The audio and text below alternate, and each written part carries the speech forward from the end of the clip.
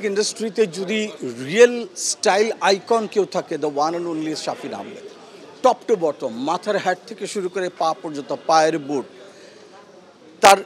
এমনকি not only যে তিনি নিজে সাজতেন তা না, তার গিটারের মাথায় একটা রুমাল বেঁধে সেটাকে স্টাইল করে বাজার, এবং গিটারগুলো যেগুলো বেস গিটার ছিল সেগুলো সমস্ত স্টাইলিশ গিটার তিনি প্লে করতেন।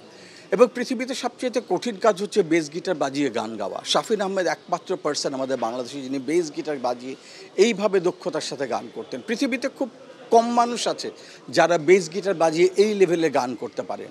শাফিন আহমেদ তার মধ্যে অন্যতম। আরেকজন হচ্ছেন স্টিং। শাফিন আহমেদ শুধু যে স্টাইল আইকন ছিলেন তা না, তিনি ফ্যাশনের ব্র্যান্ড অ্যাম্বাসেডার ছিলেন। ফ্যাশন ইন্ডাস্ট্রিগুলো তাকে অ্যাম্বাসেডার হিসেবে পাওয়ার জন্যে কাড়াকাড়ি করতো। তিনি অনেকগুলো ফ্যাশন ব্র্যান্ডের অ্যাম্বাসেডার হয়েছিলেন।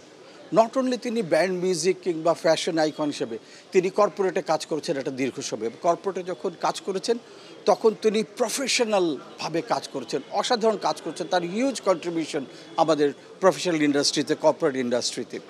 কেবল তাই না, একটা মিউজিকের রাইটস কী হতে পারে, একটা ব্যান্ডের রাইটস কী হতে পারে, একটা ব্যান্ড যখন পারফর্ম করতে চায়, একটা ব্যান্ড যখন অ্যালবাম রিলিজ করে, তখন তাদের কী কী আইনগত অধিকার আছে, এগুলো শাফিন ভাই খুব ভালো জানতেন। এবং তিনি এটা নিশ্চিত করতেন যে যখন মাইলস পারফর্ম করছে বা শাফিন আহমেদ পারফর্ম করছেন, তখন সমস্ত লজ এবং সমস্ত আইনগুলো যেন মেনে চলা হয়। ভেরি পার্টিকুলার ছিলেন এবং সব ব্যাপারে উনি ভেরি স্পেসিফিক ছিলেন। ভেরি ক্যাটাগরিক্যালি তিনি কথা বলতেন এবং বুঝে শুনে কথা বলতেন এবং স্ট্রেট ফরওয়ার্ড। তার মধ্যে কোনো ভূমিকা ছিল না, ঘুরিয়ে পিছিয়ে কথা বলা ছিল না। তিনি যা মনে করতেন, যা অনুভব করতেন, যেটা ঠিক মনে করতেন, সরাসরি মুখের উপরে বলতেন এবং সরাসরি সামনাসামনি বলতেন। ভালো লাগলেও বলতেন, খারাপ লাগলেও বলতেন। প্লাস আজকে আরেকটা কথা যেটা বলতেই হয়, সেটা হচ্ছে যে আমাদের বাংলাদেশের অর্থনীতিতে ব্যান্ড মিউজিকের একটা বিশাল বড় অবদান আছে। অর্থনীতিতে লক্ষ লক্ষ কোটি টাকা দিয়েছে ব্যান্ড মিউজিক ইন্ডাস্ট্রি বাংলাদেশকে। কেবল তাই না, আমাদের তরুণ সমাজকে আজকে একসাথে করার, তাদেরকে মোটিভেট করার, তাদেরকে এক জায়গায় নিয়ে আসার, তাদেরকে ভবিষ্যতের পথে পরিচালনা করার জন্য ব্যান্ড মিউজিকের যে অবদান, আর কোনো ইন্ডাস্ট্রি এভাবে তরুণদেরকে উৎসাহিত করতে পারে না, উদ্বেলিত করতে পারে না, একমাত্র ব্যান্ড মিউজিক পারে। কিন্তু দুঃখের কথা হচ্ছে যে আমাদের যারা পপ মিউজিকে, ব্যান্ড মিউজিকে যারা এই বিশাল অবদান রাখছেন, তাদের কোনো রাষ্ট্রীয় এবং জাতীয় পর্যায়ে কোনো স্বীকৃতি নেই।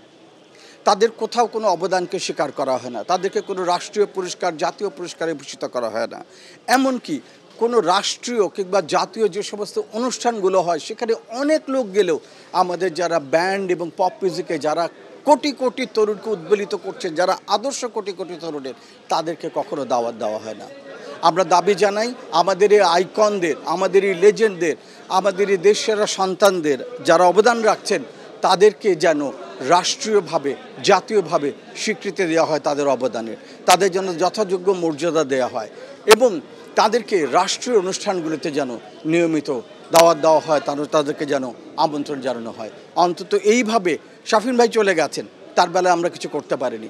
আমাদের আর যারা আছেন তাদের বেলায় এই ভুলটা যেন আমরা না করি।